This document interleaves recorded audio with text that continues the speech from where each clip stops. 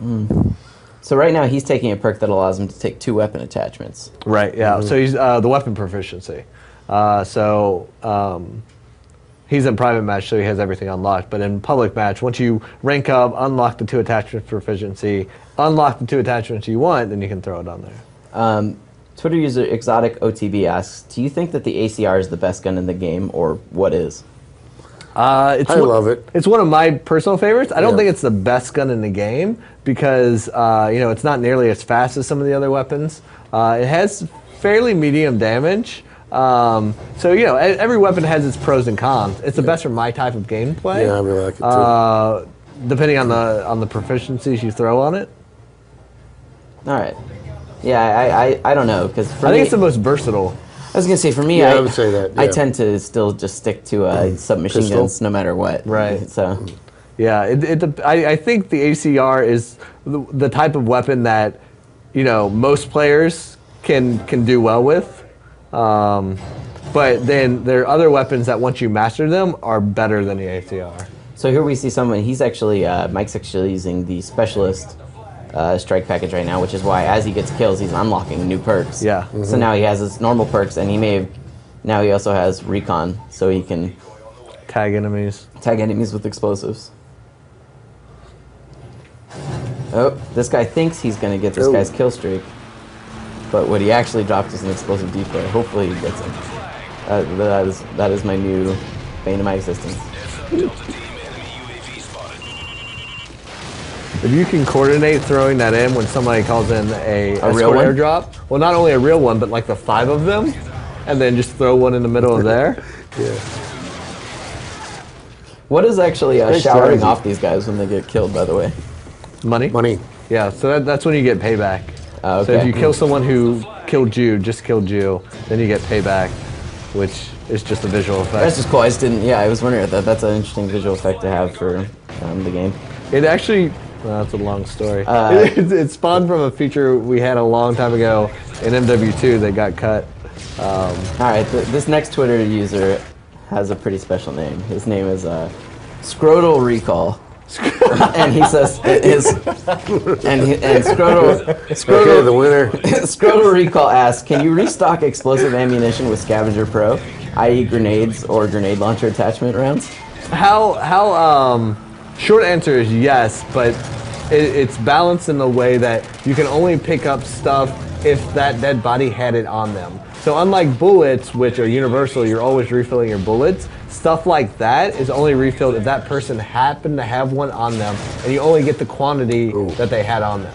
Okay, so it's very specific. It's very specific, and that's how we balance it out so that you're not constantly getting replenished with all this new stuff. Scrotal Recall, today for winning the internet, you get a copy of Modern Warfare 3 for the platform of your choice for having such a potentially disgusting name. Just for that, Josh is going to sign that. Yeah. So Twitter user Killzone13 asks, did you look at Black Ops at all to help you balance out certain aspects of Modern Warfare 3? You take feedback from the entire franchise as a whole. So where Modern Warfare 3 is definitely built up as a sequel to Modern Warfare 2, we take feedback from the community across all the franchises, stuff they liked from previous games, stuff that they wanted to see done differently, and that's where you look at how you're going to approach things like perk balance and stuff like that. I mean, obviously, we all played the game a few times. Yeah, I mean, that's actually an interesting point. Are there games outside of Call of Duty, Glenn, that you and the guys at the studio kind of play as research to kind of understand how you could really take the franchise to the next level?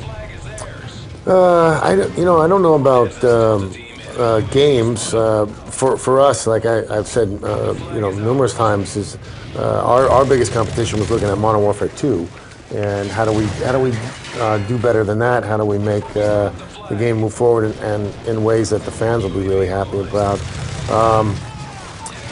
We'll look at big moments or things like that from movies, but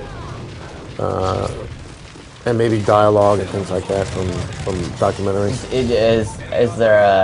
Are there any particular movies that you could say people could keep an eye out for when they're playing Modern Warfare 3 to see if they can spot homages? Oh, absolutely. Obviously, we've talked about Black Hawk Down. I would also, Generation Kill is a great. It's not a movie, but a great series. Documentary, yeah. Yeah. We even looked at the unit because the unit is about spec ops guys and how they work together. Also, this is the escort airdrop that we were talking about. Yeah, if you can coordinate that one. Yeah. So this will come in, drop off care packages, and actually fire on any enemies who try to get it if they have a line of sight. This is great because I will actually use that to like call in a dom point because it basically gives you a personal helicopter that will cover that dom point for you. And then anybody who's there is defending can take part in it. Pay attention, everyone. You're getting free strats. Disgangulated asks, can you still blow yourself up by cooking a grenade? Yes, of course you can. Yeah, I was gonna say you should never just be able to take that on the face, right? Yeah. It's a risk reward to it. That's why I use Simtex though, because you got that benefit of not worrying about it. Are there any challenges around Simtex specifically sticking people? I think there is. Yeah. It's very hard. Still haven't done it, but it is super rewarding when I've seen people do it, and really sucks when it's you. Challenges are the one thing. Good point. Challenges are the one thing in the game that I try to purposely not look at all of them. Because like challenges come from all over the studios, and like everybody is like contributing like what they think is a cool idea. And we try to put in as many as possible. And I never want to look at that final list because it's the one area of the game that when the game comes out, I can still be surprised and like unlock challenges that I've never seen before. Yeah, I was gonna say Modern Warfare 3 definitely seems to have more challenges than any of the previous games. Like I think it's because the two teams are all putting them in there and having a good time doing it. We've named a lot of them after you.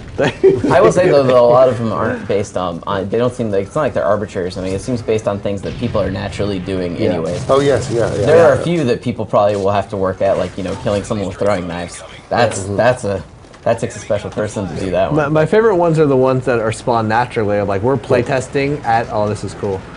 We're playtesting at the studio and something crazy happens. Right, that was a really awesome.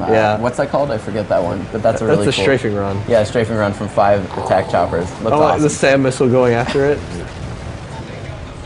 Nice. Oh man, we should start cutting cool. trailers. So Cryogenic on Twitter asked. He says, "Hey Robert, Hey, this is specific to you. I've been playing Modern Warfare 3. Yes, you have. And Black Ops Demolition. No, he probably means Modern Warfare 2. Modern Warfare. If he doesn't. And Black Ops Demolition. And I think he's saying Modern Warfare 2 and Black Ops Demolition. And one very big problem is spawn trapping. He says, please tell me that that's fixed. Well, I mean, there will always be moments and areas where you can hold down a team for a good amount